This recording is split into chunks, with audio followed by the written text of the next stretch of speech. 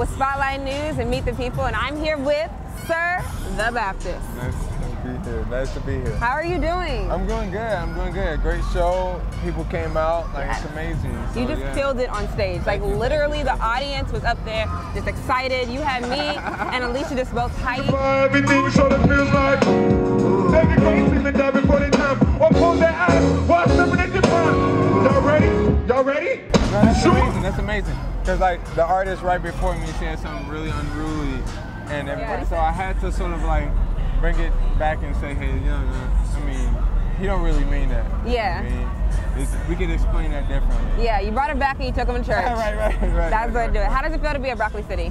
Because the weather is terrible. The weather is terrible. I mean, I was just here for some, like, Broadway stuff that I thought was pretty cool. But, like, DC is good. DC is a good place. The weather is terrible, but the people are good. So you're known for merging the gospel and hip hop. Right. How did this idea come about? Because this is honestly like something that I would say is really unheard of. You know, that's really sad because like hip hop started off as the gospel for streets. Okay. For the streets. So we've come so far away from what we were supposed to be doing with this voice that it's pretty sad. Pretty sad to say that we're not used to it. But what made you decide to bring it back? I mean, I can't be anything else. You know what I mean? If I was to like braid up or dread up my hair and color it different colors and act weird and tattoo my face and all that weird stuff, I would be untrue to myself. Okay. You know, my dad was a preacher, so all I know is church mixed with a little streets. My uncle, I said in the lyric, my dad drove Bishop Ford, which is one of the greatest bishops in the church. And then my uncle drove Jeff Ford, which is one of the gangsters of highest GDs. You know what I mean? So it's like I had that balance between streets and spirituality. That was really helpful. Okay. So were you afraid of kind of like bringing this genre on stage or no? No, it's always great because like we always have our grandma or church right here. Even if we enjoy all the music, we still have a soul that's seeking for something. And it's always great to see that I can pull people in via their heart, what they're seeking, you know? Yeah, that's real. So, what would you say is one of your musical inspirations? Because like when I listen to your music, I get kind of like a jazz feeling, but then I also see the church inside. So what would you say is one of your biggest musical inspirations? I would say like Louis Armstrong, Nat King Cole, Ray Charles. He did that same mixture between gospel and soul and R&B. So I'm really just sort of like implementing that into the hip hop culture to re-implement what Tupac gave us when he wasn't as flashy. He gave us spirituality. Okay. He gave us God. He gave us something we could hold on to. He gave us mama.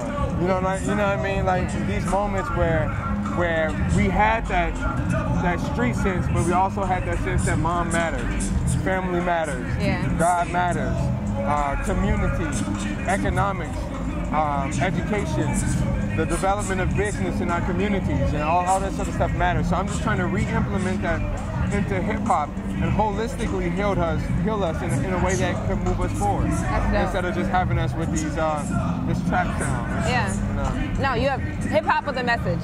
Hip-hop with a message. That's dope. So what's next for you? What can we expect in the year 2017 for Sir the Baptist? So May 12th, my album come out. All right, May 12th. I'm gonna album come out. Then I'm gonna release a book. A book, okay. Entitled what? Do you have the title yet? The Travelogue of a Visionary. It's already done. Okay. So it literally helps you with epistemology, business, and the betterment of global issues concerning hip hop. Wow. So it's probably something that will be in your school. Yeah. You know what I mean? It's not just roaming around here, you know. No, that's great. Yeah, but and then a coloring book. I'm also on tour. I'm going overseas. Just a bunch of stuff. Like I'm working on a bunch of artists' albums because I produce as well. So, but also finding a way to connect us, to connect this community in a way that remembers good music, remembers soul. Remembers the fact that we have great minds behind this genre of music. All right. So if you could have anyone, I'm going to say alive, because dead it can be a lot of people, but that you could collaborate with, who would you want to collaborate with? That's alive. I can only pick one. One. I know that's hard. Okay, two. I'll give you two. No, I'll pick one. Because I'm working with Brandy already. Okay, love her. I can say Quincy Jones. Quincy Jones. Yes. Because Michael's gone, Whitney's gone, Brandy is Whitney's godchild. Yeah. And Michael Jackson's love child. So it's like Quincy is the only other side because Quincy gives me the Sinatra. Quincy did Sinatra, Frank Sinatra. Okay, yeah, wow. Like, think about this.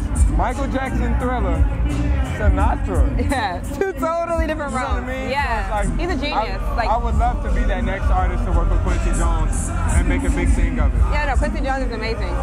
And he's a treasure, and so we're lucky to still have him Absolutely. around. So I hope that you can work with him really, really soon. Right, we need it. Yeah, we're putting it out there. So hopefully, Quincy, if you're listening, Sir the Baptist. Like, it's your school. Like, your school is, to me, it means so much to me musically because when it came down to slaves understanding harmonies and intellectual music stuff, Howard was in the forefront of that. So like, I'm a really big fan of your school. Oh, thank you. You gotta come perform. Hey, tell them. All right, I got you. I absolutely love it, and but if I come there, I would have to perform with the chorus, the gospel choir. Yeah, that would be so dope. You know what I mean? Like I'm a real fan of yours. You know what I mean? So it's like, So it's like for any other artist that's roaming around, they might be like, oh, I get an interview from Howard, but they don't know the details of how you contribute, how this school has contributed to our culture. So like, yeah, I'm a fan. Thank you. Well, we're a fan of you. I'm a fan. This has been an exclusive interview with Sir the Baptist. I'm Nayo Campbell. Thank you for watching.